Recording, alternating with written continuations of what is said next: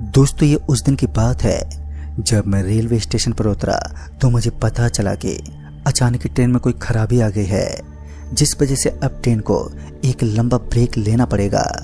Train के अंदर ये गड़बड़ी काफ़ी पहले से ही नजर आ रही थी, जब बीच बीच में ट्रेन झटके खाकर रुक रही थी। इस बार मैं उस स्टेशन की एक दुकान के पास पहुंचा और खाने का जुगाड़ करने लगा। पेट में चूहे कूद रहे थे तो दूसरी तरफ मुझे अंशुपुर गांव जाना था, जो राजीव नगर से करीब 546 किलोमीटर दूर पड़ता था। मैं काफ़ी लंबी यात्रा तो पहले ही तय कर चुका था और ऊपर से अब मेरा सर भी फटने लगा था, क्योंकि इतना लंबा सफ़र एक आदमी के लिए बोरिंग और दर्दनाक सा बन जाता है। रेलवे ट्रैक पर कुछ कर्मचारी काम कर रहे थे और उन्हीं कर्मचारियों के एक बंदे से मेरी मुलाकात हुई। उस आदमी ने बताया कि यहाँ का माहौल जितना साफ दिखता है उतना ही गंदा है। अच्छा होगा आप अपनी सीट पकड़ लें। उस कर्मचारी के द्वारा कही गई बातें मुझे बड़ी ही बेकार और बेतुकी लगी।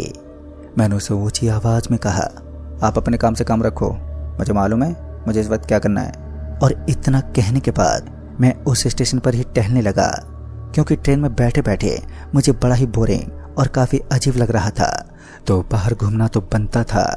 अभी मैं बाहर की तरफ घूम रहा था कि ट्रेन के कुछ लोग उसकी जांच करते हुए मेरे पास पहुंच गए। उन्होंने भी मुझे एक वार्निंग देते हुए अंदर बैठने को कहा। इस शांत माहौल में जहां ट्रेन के अंदर जोरदार गर्मी लग रही थी, तो वहीं बाहर स्टेशन पर इतना सुहावना मौसम था कि मैं ट्रेन के अंदर जाने की सोच भी नहीं सकता। सभी लोग मेरे पास से गुजर चुके थे और अब मैं अकेला बचा था जो इस ट्रेन के दूसरे छोर पर था, कि तभी मुझे एक परछाई दिखाई दी। पहले तो मुझे ये लगा कि शायद कोई चल रहा है, लेकिन जब मैं उसे घूरते हुए देखने लगा तो मैंने पाया कि वो अपने हाथों से किसी चीज़ को पकड़कर उसके ऊपर चढ़ने लगी और वहाँ आसपास तो कोई मौजूद भी नहीं था। बस इतना काफ़ी था। मेरी बॉडी में कंपन होने लगा और डर के मारे मैं ट्रेन की तरफ पलटा और भागते हुए ट्रेन के पास आ पहुँचा, लेकिन मेरा पर्स कहीं पर गिर गया था। मेरे पर्स के अंदर काफ़ी ज़्यादा पैसे रखे थे, जिस वजह से उसका कहीं खो जाना मुझे बर्दाश्त नहीं था।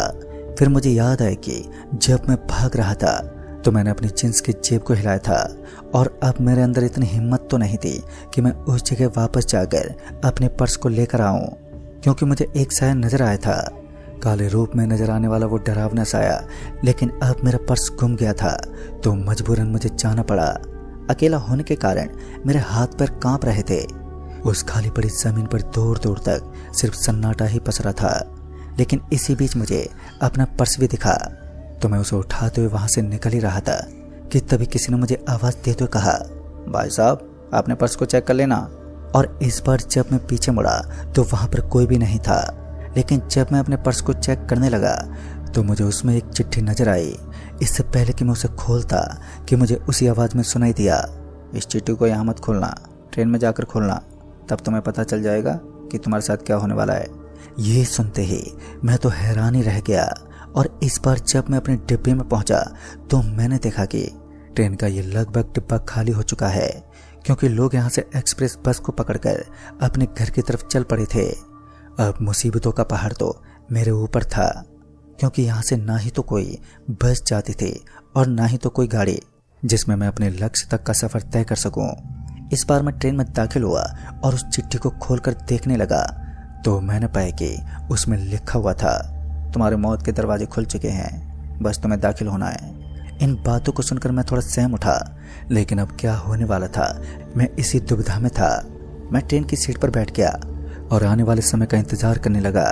मैं ट्रेन की सीट पर बैठे बैठे आने वाले मुसाफिरों को देख रहा था, और अभी तक मुझे एक आदमी ही इस स्टेशन पर टहलता हुआ दिखा, बाकी तो पूरा स्टेशन ही वीरान पड़ा हुआ था। अभी हमारे सामने एक ट्रेन और पहुंचने वाली थी, जो इस स्टेशन पर करीब 27 मिनट के लिए रुकेगी। मैं भी उसी ट्रेन का वेट कर रहा था, शायद उसके आने के बाद यहाँ पर कोई हलचल हो। लेकिन अभी उस ट्रेन के आने में भी थोड़ा वक्त था।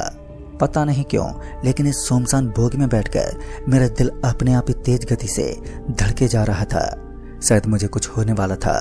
फटे हुए कपड़े और एक हट्टा कट्टा आदमी कुछ देर के बाद उस बोगी के अंदर चढ़ गया, जिसके हाथ में कुछ सामान था, लेकिन उसकी दशा बहुत ही ज्यादा खराब लग रही थी।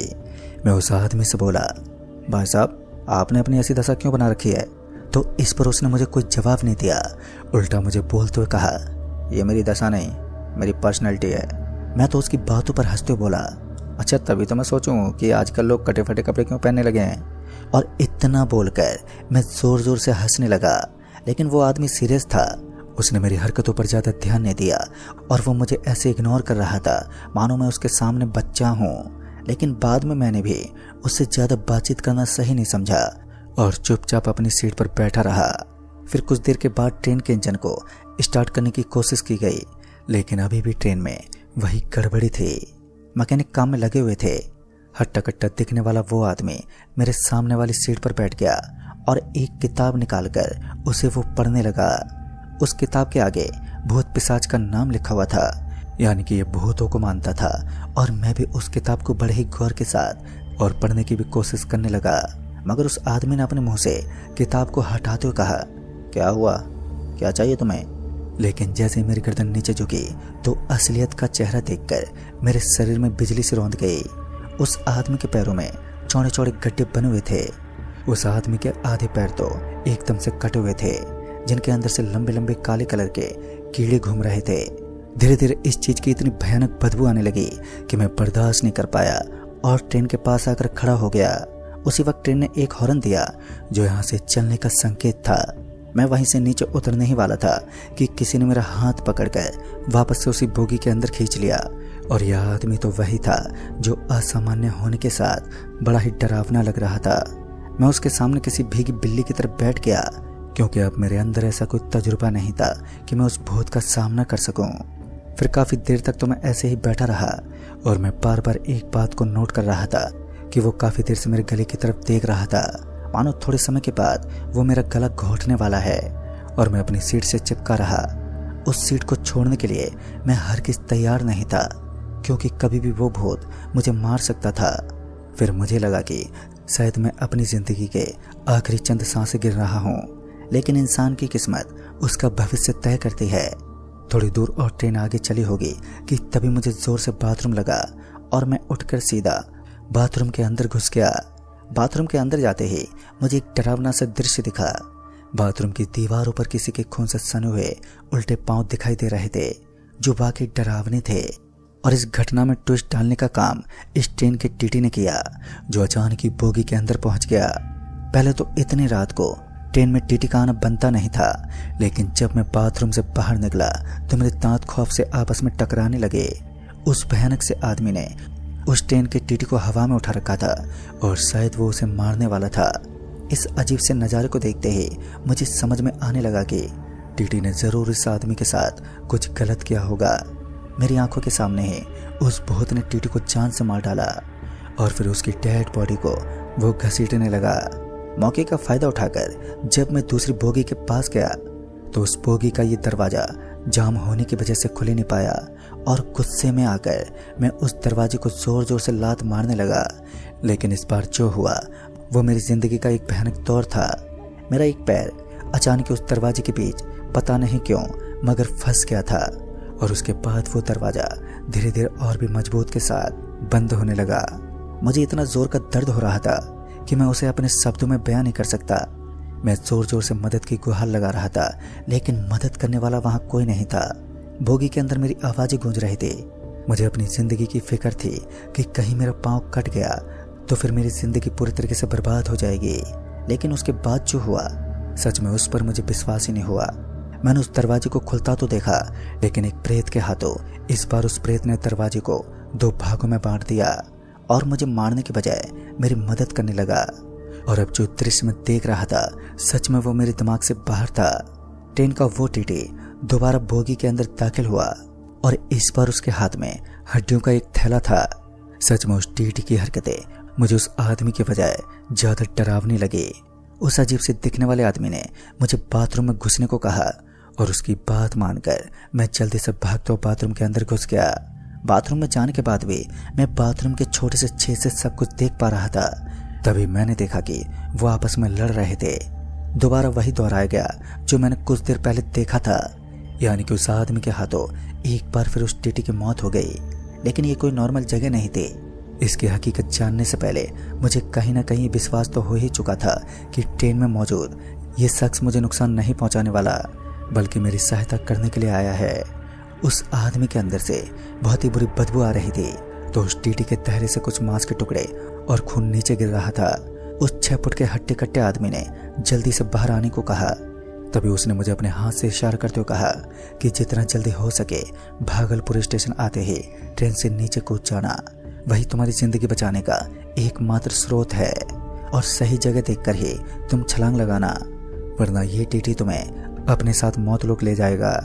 फिर उस नौजवान भूत ने अपनी सच्चाई मेरे सामने जाहिर की, जिसे सुनकर मैं पूरा टूट गया।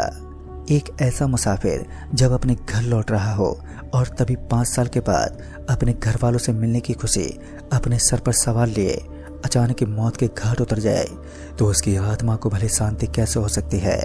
उस आदमी ने मेरी इतनी ज्यादा मदद की कि मैं उसका ये एहसान कभी चुका भी नहीं पाया। भागलपुर स्टेशन आते ही तेज तर्रार रोशनी के बीच बिना कुछ सोचे समझे मैं नीचे कूद गया, और उसके बाद जब मेरी आंखें खुली तो मैं अस्पताल में था। मेरी काफी हड्डियां टूट चुकी थी। तकरीबन 4 महीने के बाद मैं रिपेयर हुआ और अपने साथ हुई इस घटना का वर्णन सभी के साथ किया, लेकिन आज तक मुझे इस बात का पता नहीं चल पाया कि ट्रेन का वो टीटी आखिर भूत कैसे बना, और उस आदमी के द्वारा बताया गया राज आज भी मेरे दिल को चुभता है।